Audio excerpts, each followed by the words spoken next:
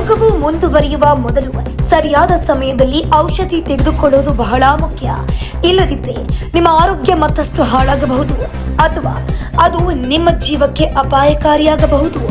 ಮನೆಯಲ್ಲಿ ಮಕ್ಕಳು ಅಥವಾ ವೃದ್ಧರಿದ್ರು ಒಂದಲ್ಲ ಒಂದು ರೀತಿಯ ಆರೋಗ್ಯ ಸಮಸ್ಯೆ ಆಗಾಗ್ಗೆ ಉದ್ಭವ ಆಗುತ್ತೆ.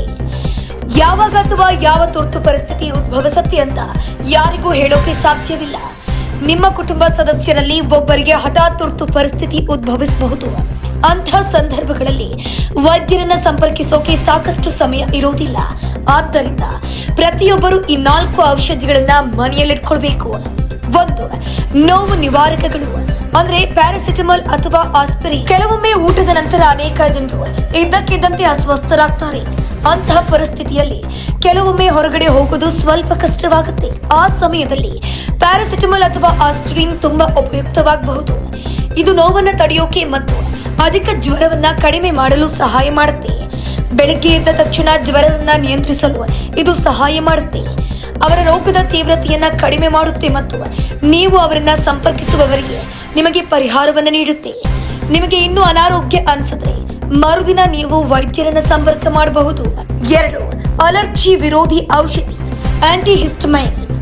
ಅಲರ್ಜಿ ವಿರೋಧಿ ಔಷಧಿ ತುರಿಕೆ, ಸೀನುವಿಕೆ ಮತ್ತು ಮೂಗು ಸೋರುವಿಕೆ ಮುಂತಾದ ಅಲರ್ಜಿ ಲಕ್ಷಣಗಳನ್ನು ಕಡಿಮೆ ಮಾಡೋಕೆ ಸಹಾಯ ಮಾಡುತ್ತೆ. ಸ್ರವಿಸುವ ಮೂಗು ಒಂದು ಸಣ್ಣ ಸಮಸ್ಯೆಯಂತೆ ಕಾಣಬಹುದು, ಆದರೆ ಅದು ತುಂಬಾ ನೋವಿನಿಂದ ಕೂಡಿದ್ದು ಅಸ್ವಸ್ಥತೆ ಮತ್ತು ಕಿರಿಕಿರಿ ಉಂಟು ಮಾಡುತ್ತೆ. ಒಮ್ಮೆ ಮೂಗು ಸೋರುವಿಕೆ ಪ್ರಾರಂಭವಾದರೆ ಉಸಿರಾಟವು ತುಂಬಾ ಕಷ್ಟವಾಗುತ್ತೆ. ಅದಾದ ನಂತರ ನಿಮಗೆ ಖಂಡಿತವಾಗಿಯೂ ತಲೆನೋವು ಬರುತ್ತೆ. ಅಂತಹ ಸಂದರ್ಭದಲ್ಲಿ ಆಂಟಿಹಿಸ್ಟಮೈನ್ ಅನ್ನ ಹತ್ತಿರದಲ್ಲಿ ಇಟ್ಕೊಳ್ಳೋದು ಉತ್ತಮ. 3. ಅತಿಸಾರ ವಿರೋಧಿ ಔಷಧ ಲೋಪರಮೈಡ್. ಕೆಲವೊಮ್ಮೆ ಆಹಾರ ಅಥವಾ ಜೀರ್ಣಕಾರಿ ಸಮಸ್ಯೆಗಳಿಂದಾಗಿ ಅತಿಸಾರ ಆಗಬಹುದು. ಅಂತಹ ಪರಿಸ್ಥಿತಿ ಬಂದಾಗ ಕೆಲವೊಮ್ಮೆ ವೈದ್ಯರ ಬಳಿಗೆ ಒಬ್ಬಂಟಿಯಾಗಿ ಹೋಗೋಕೆ ಸಾಧ್ಯವಿಲ್ಲ.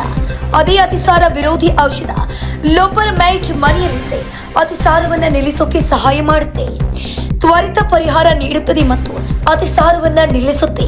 ನಂಜು ನಿರೋಧಕ ಕ್ರೀಮ್ಗಳು. ನಂಜು ನಿರೋಧಕ ಕ್ರೀಮ್ಗಳು ದೇಹದ ಮೇಲಿನ ಸಣ್ಣ ಪುಟ್ಟ ಕಡಿತ ಮತ್ತು ಗಾಯಗಳನ್ನು ಗುಣಪಡಿಸೋಕೆ ಸಹಾಯ ಮಾಡುತ್ತೆ. ಈ ಔಷಧಿಗಳ ಜೊತೆಗೆ ನಿಮ್ಮ ಮನೆಯಲ್ಲಿ ಪ್ರಥಮ ಚಿಕಿತ್ಸಾ ಕಿಟ್ ಇಟ್ಕೊಳ್ಳೋದು ಮುಖ್ಯ. ಆದಾಗ್ಯೂ ಕೂಡ ಔಷಧಿಯನ್ನ ಬಳಸುವ ಮೊದಲು ಮುಕ್ತಾಯ ದಿನಾಂಕವನ್ನ ಪರೀಕ್ಷೆ ಮಾಡೋಕೆ ಮರಿಬೇಡಿ. ಈ ಔಷಧಿಗಳನ್ನ ವೈದ್ಯರ ಸಲಹೆಯ ಮೇರೆಗೆ ಮಾತ್ರ ಬಳಸಬೇಕು ಅನ್ನೋದನ್ನ ನೆನಪಿನಲ್ಲಿ ಇಟ್ಕೊಳ್ಳೋದು ಮುಖ್ಯ. ಮತ್ತಷ್ಟು ಸುದ್ದಿಗಳಿಗಾಗಿ ನೋಡ್ತಾ ಇರಿ ಪಬ್ಲಿಕ್ ನ್ಯೂಸ್ 24x7. ಇದು ಸತ್ಯದ ಧ್ವನಿ.